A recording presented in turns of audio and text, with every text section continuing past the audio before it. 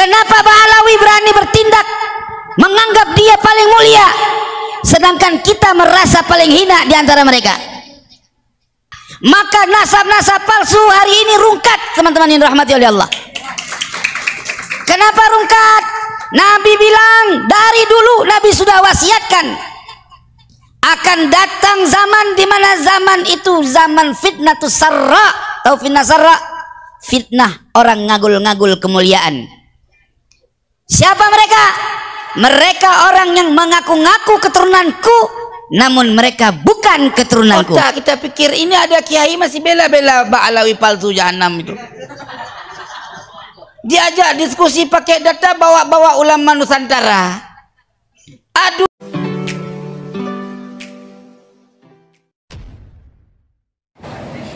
Assalamualaikum warahmatullahi wabarakatuh. Jumpa lagi dengan saya di channel Gagasan Progresif 79. Sahabat sebangsa dan setanah di mana saja Anda berada.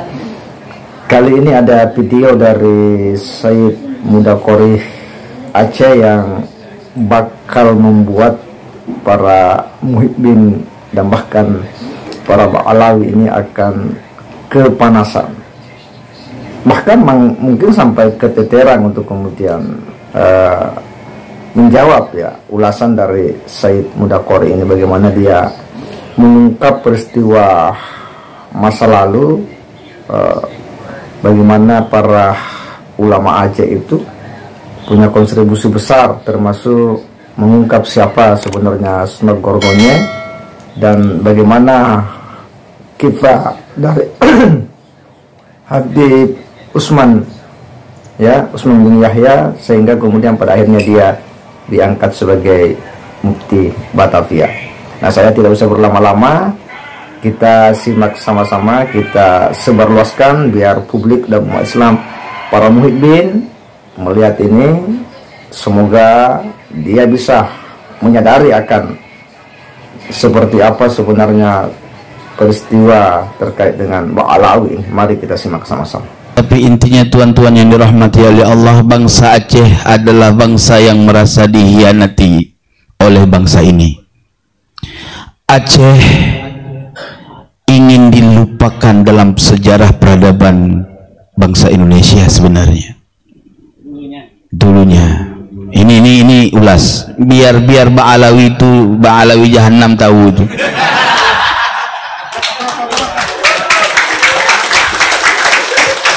Ya, bagaimana Sunan Gorgonye terbongkar bahwa dia kafir di Mekah. Siapa yang bongkar? Keluarga Aceh, ulama Aceh, Tengku Cik Tano Abe, yang menyatakan ini manusia bukan orang Islam, mengganti nama Abdul Ghafur. Lalu ketika si Sunan Gorgonye mau dipancung kepalanya sama mufti Mekah pada saat itu, datang Utsman bin Yahya melindungi nyawa si kafir ini, tunggu ya, sehingga itulah sebab dia diangkat menjadi mufti Batavia, bukan mufti Betawi, mufti Belanda ya. Bangsa Aceh salah satu bangsa yang belum pernah terjajah oleh Belanda pada saat itu, dikuasai dan jatuh kesultanan yang dipegang oleh Belanda, belum pernah. Maka harus kita tahu dari mulai kakek kita dulu, ulama-ulama dahulu datang dari Persia, datang dari Hijaz di abad 2 Hijri dari keturunan Ahlul Bait Nabi Muhammad SAW. Maka Ba'alawi datang ke Aceh tidak pernah membisahkan buat mulia di sana. Kalau dia buat mulia di sana, disebut sama orang Aceh Pusai Saidane Tung artinya tuh. Ah? Nggak tahu. Apa Said anak tong sampah? Gitu loh. Itu bahasa Aceh. Kalau dia bilang Pusai Saidane Tung, nah itu sakit kali, Pak. Maka tuan-tuan yang dirahmati oleh Allah, bangsa Aceh adalah bangsa yang menghargai siapapun yang datang ke bumi Aceh. Tapi ingat, jangan coba-coba bikin kemuliaan melebihi kemuliaan bangsa kami, bangsa Aceh. Karena kami juga merasa manusia atau bangsa yang paling mulia. Maka ingat, Kalau kalian merasa bangsa yang rendah, kalian sampai kiamat akan rendah. Jelas tidak? Kenapa Ba'alawi berani bertindak menganggap dia paling mulia, sedangkan kita merasa paling hina di antara mereka? Pernah dengar orang Aceh melagukan lagu tanah air yang bukan bangsa Aceh? Nggak ada di Aceh lagu ya Darim, nggak ada. Aceh punya lagu sendiri, mau dengar? Ya. Negara hitam memanah hairakan. Panjang. Artinya apa? Dalam lagu-lagu Aceh tidak akan pernah luput dalam perkataan syair-syair Aceh, ulama dan syuhada. Kenapa? Karena kami selalu mengenang darah para syuhada, sehingga kami tidak takut mati untuk membela tanah air bumi pertiwi. Jelas tidak? Singkat cerita tuan-tuan yang dirahmati oleh Allah, ini abad ke-14. Wasiat dari Tuan Guru tidak boleh lebih dari 10 menit. Ya. Abad 14 dalam ilmu asraru hurufil hijaiyah fi kasfi yaumil qiyamah, yang dulu saya pernah sampaikan kepada guru-guru kami, dilarang untuk diekspos. Ini abad ke-14 masuk ke abad 15, betul? Artinya abad 14 abad di mana hidup perang berantem berkawan lagi, ribut berkawan lagi, cerai satu rujuk lagi. Itu abadnya. Putus nyambung lagi, putus nyambung lagi. Jelas tidak? Tetapi masuk dari abad ke-14 yaumad dad, huruf dad. Apa makna huruf dad? Yaumad dhalalah. Maka nasab-nasab palsu hari ini rungkat, teman-teman yang dirahmati oleh Allah. Kenapa rungkat? Nabi bilang dari dulu, Nabi sudah wasiatkan akan datang zaman di mana zaman itu zaman fitnatus sarra atau fitnah sarra, fitnah orang ngagul-ngagul kemuliaan.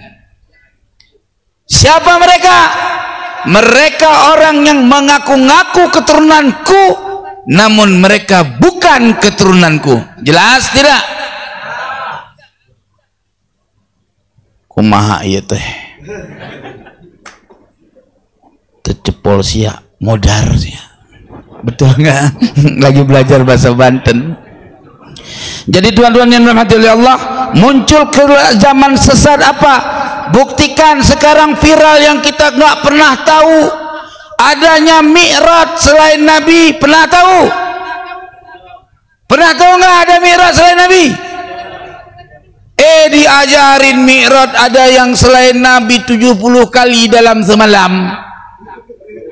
Nabi Muhammad sallallahu alaihi wasallam seumur hidup Mi'raj cok sekali.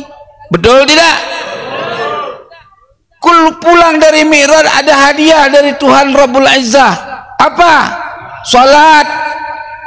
Nabi kita kekasih Allah, betul? Ada orang yang jauh setelah wafat Nabi ngagul bahwa pernah Mi'raj satu malam 70 kali. Apa enggak stres? 70 kali. Apa yang dibawa dari Allah 70 kali mondar-mandir. Udah kayak gak apa namanya kalau mandir-mandir itu, Pak? Ini apa nih kalau yang main olahraga tarik-tarik gini apa namanya itu? Hah? Allah muter-muter kayak gasing, ya kan? Kalau Nabi Muhammad Mi'raj, Allah kasihkan kendaraan supaya makulat bagi manusia. Sebagaimana sekarang kita terbang dari Aceh menuju Jakarta 2 jam, betul? Iya, kenapa? Pakai burak, yaitu pesawat. Ini si Amul pakai mukadam, nggak pakai apa-apa. Langsung kan hebat kali dia sama Nabi Muhammad. Itu pakai otak. Kita pikir ini ada kiai masih bela-bela Ba'alawi palsu jahanam itu. diajak diskusi pakai data, bawa ulama Nusantara. Adu Kiai Imad sama Syekh Hasyim Asy'ari.